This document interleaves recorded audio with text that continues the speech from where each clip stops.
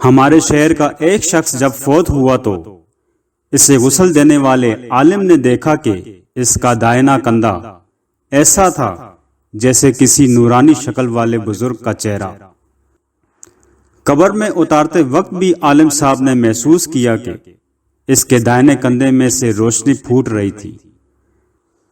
دفن کے بعد امام صاحب اس مردے کے گھر گئے اور گھر والوں کو ساری کیفیت بتا کر وجہ پوچھی تو ماں نے یہ واقعہ سنایا۔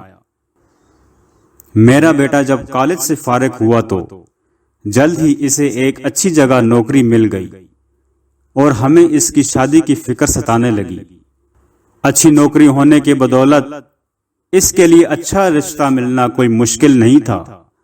ہمارے پڑوس میں ایک دونوں پاؤں سے معذور لڑکی رہتی تھی جو ہمیشہ ہی ویل چیئر پر رہتی تھی اور بغیر سہارے کے کچھ نہ کر سکتی تھی۔ میرے بیٹے نے کہا، امی مجھے اس لڑکی سے شادی کرنی ہے۔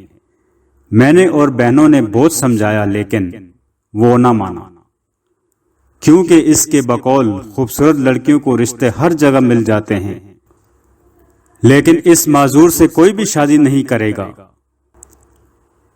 آخر کار ہمیں اپنے بیٹے کی بات ماننی پڑی اور اس کی شادی اس معذور لڑکی سے کر دی۔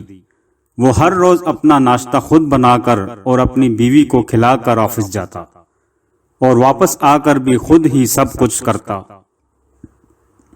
اپنی بیوی کو باتھ روم وغیرہ لے کر جانے کے لیے وہ اسے اپنے دائنے کندھے کا سہارا دیتا اور اسی لیے اس کا دائنا کندھا چمک رہا تھا، کیونکہ اس نے اپنی زندگی کی آسائشیں اپنی معذور بیوی کے نام کر دی تھی۔